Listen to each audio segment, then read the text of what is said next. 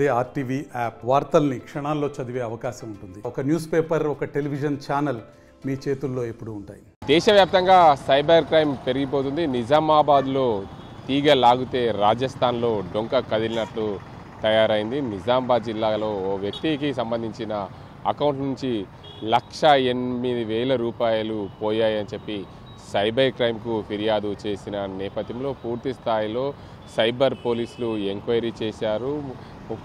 ఏదైతే Telegram app అకౌంట్కు సంబంధించిన దాంట్లో నుంచి పూర్తి స్థాయిలో సైబర్ పోలీసులు అన్నింటినీ కూడా ఛేదించారు. మొత్తానికి సైబర్ పోలీసులు చాకచక్యంతో నిజామాబాద్ జిల్లాకు సంబంధించిన బాధితుల ఫిర్యాదు మేరకు పూర్తి స్థాయిలో తీగలాగితే రాజస్థాన్లో డొంక కదిలినట్లు తయారైంది. 35 టెలిగ్రామ్ యాప్ అకౌంట్లు, 39 కేసులు నమోదు చేశారు. దేశవ్యాప్తంగా సైబర్ క్రైమ్ టెలిగ్రామ్ యాప్ అకౌంట్లో వినియోగం పెరిగిన నేపథ్యంలో ఇప్పటికే నిజామాబాద్ జిల్లాలో ఇద్దరిని అరెస్ట్ చేశారు. 50 లక్షల మోసాలకు పాల్పడిన వారిని డబ్బులు దారిని మళ్లించినట్లు పోలీసులు వారిని అరెస్ట్ చేసిన నేపథ్యంలో వెల్లడించిన పరిస్థితి నెలకొంది. నిజామాబాద్ నగరంలోని 4వ టౌన్ పోలీస్ స్టేషన్ పరిధిలో అంతర్రాష్ట్ర సైబర్ నేరగాళ్ల ఆనవాళ్లు గుట్టు విప్పినరు. దీనికి అంతటికి సంబంధించి ఒక వ్యక్తి తన అకౌంట్ నుంచి 1,08,000 రూపాయలు తెలియకుండానే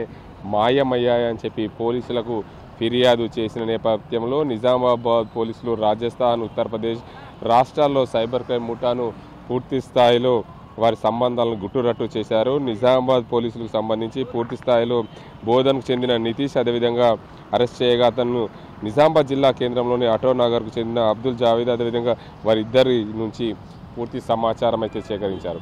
ముఖ్యంగా దానికి అంతటికి సంబంధించి నిజామాబాద్ జిల్లా పోలీసులు ఏమంటున్నారు, ఆ నిజామాబాద్ జిల్లాకు సంబంధించిన ఏసీపీ ఎవరైతే ఉన్నారో రాజా వెంకటరెడ్డి మీడియా సమావేశం ఏర్పాటు చేశారు. ఇద్దరిని అరెస్ట్ చేశారు. 50 లక్షలు కొల్లగొట్టిన నేపథ్యంలో దానికి అంతటికి సంబంధించి నిజామాబాద్ ఏసీపీ ఏమంటున్నారు వారి మాటల్లో విందాం.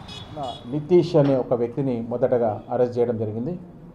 అతని కన్ఫెషన్ ప్రకారము అబ్దుల్ జావేద్ అని చెప్పి ఇక్కడ నిజామాబాద్ ఆటోనగర్లో ఉన్న వ్యక్తిని అరెస్ట్ చేయడం జరిగింది. ఈ కేసు ఇన్వెస్టిగేషన్లో భాగంగా చాలా కొత్త విషయాలు మనకి వెలుగు చూశాయి. ఇదొక ఆర్గనైజ్డ్గా క్రైమ్ జరుగుతూ ఉంది. ఆర్గనైజ్డ్ క్రైమ్ రూపంలో గత 8 నెలలుగా నిజామాబాద్లో ఈ నేరాలు జరుగుతూ ఉన్నాయి. ఈ నితీష్ అనే వ్యక్తి కొంతమంది అంటే రాజస్థాన్లో ఉన్న కమల్ అండ్ నౌషాద్ అని ఇద్దరితోని టెలిగ్రామ్ యాప్ ద్వారా పరిచయం ఏర్పాటు చేసుకున్నాడు. టెలిగ్రామ్ యాప్లో వీళ్ళు కొంతమంది అకౌంట్స్ ఓపెన్ చేయడం, ఆ అకౌంట్స్ని అమ్ముకోవడం అనేది ఒక యాప్. అది యాప్లో ఇతను ఎంటర్ అయిపోయి చాలామంది పరిచయం చేసుకొని వాళ్ళందరిది ఒక దాదాపు 35 మంది ఇప్పుడున్న సమాచారం మేరకు ఒక 35 మంది వివిధ వ్యక్తులు బోధనను తర్వాత నిజామాబాద్ వ్యక్తులను వాళ్ళకి నెలకి మీకు 5-10 వేల రూపాయలు వస్తాయి, మీరు అకౌంట్ ఓపెన్ చేసి నాకు ఇస్తే అని ల్యూర్ చేసి ఒక 35 మంది వ్యక్తుల దగ్గర ఈ అకౌంట్స్ అనేది వాళ్ళ ఆధార్ కార్డు తర్వాత డీటెయిల్స్ అన్నీ తీసుకొని ఓపెన్ చేయించాడు. అవి ఒక 5 బ్యాంకులు ఐడెంటిఫై చేసాం. కర్ణాటక బ్యాంక్ ఉంది, ఆర్బీఎల్ ఉంది, తర్వాత యాక్సిస్ బ్యాంక్ ఉంది.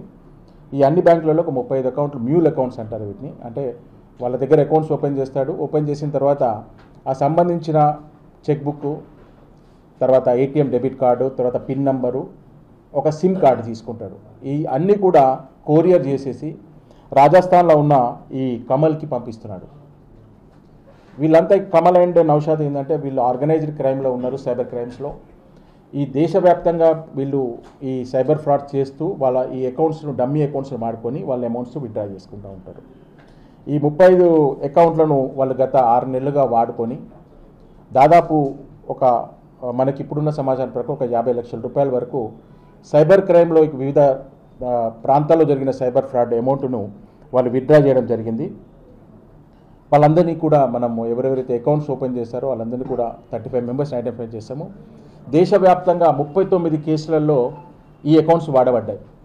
39 కేసెస్ మనం ఇప్పటివరకు రాజస్థాన్లో కానివ్వండి, వేరే ఉత్తరప్రదేశ్ కానివ్వండి, వివిధ ప్రాంతాల్లో మనం అవన్నీ డీటెయిల్స్ మీకు ప్రెస్ నోట్లో ఇస్తాను.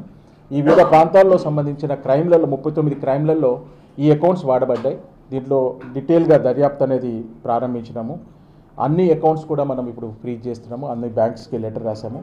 ఈ బ్యాంక్ అథారిటీస్ వాళ్ళకి వితౌట్ అన్ని ప్రాపర్గా వీళ్ళు అకౌంట్ ఓపెన్ చేయడానికి ఫాలో అయినారా ప్రొసీజర్ లేదా అనేది కూడా వాళ్ళందరినీ కూడా మనం విచారిస్తూ ఉన్నాం. ఇప్పుడు మాత్రం మనం ఈ అకౌంట్ సంబంధించి 35 అకౌంట్స్ మనం సీజ్ చేయడం జరిగింది. 2 సెల్ ఫోన్స్ మరి చెక్ బుక్స్ అన్నీ కూడా సీజ్ చేశాము. ఇప్పుడు బోత్ అక్యూజ్డ్ ఎవరైతే ఉన్నారో మెయిన్ మనకి నిషిత్ అని ఉన్నాడు, నితీష్ ఉన్నాడు, తర్వాత అబ్దుల్ జావేద్, ఇద్దరిని కూడా ఈరోజు అరెస్ట్ చేయడం జరిగింది. ఈరోజు మెజిస్ట్రేట్ ముందు ప్రొడ్యూస్ చేస్తాము. మిగతా రిమైనింగ్ అక్యూజ్డ్ పర్సన్స్ కూడా అందరినీ కూడా ఐడెంటిఫై చేస్తాము.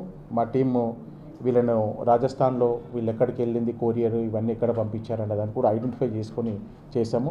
టీమ్స్ అక్కడ కూడా వెళ్ళి మిగతా కింగ్ పిన్స్ ఎవరైనా ఉన్నారో వాళ్ళందరినీ కూడా దీంట్లో అరెస్ట్ చేయడం జరిగింది. ఎవరైనా సరే అన్నోన్ కాల్ నుండి ఫోన్ వస్తే మీరు ఫోన్లు లేవట్టద్దు. ఎవరైనా సరే సైబర్ క్రైమ్ మీ మీద కేసులు అయ్యాయి. అదేవిధంగా ఎయిర్పోర్ట్లో మీకు సంబంధించిన వస్తువులు ఉన్నాయి, దాన్ని విడిపించుకోవాలంటే డబ్బులు వేయాలని చెప్తారు. దానికి అంతకు సంబంధించి స్పందించద్దని చెప్పి నిజామాబాద్ పోలీసులు అయితే చెప్తున్నారు.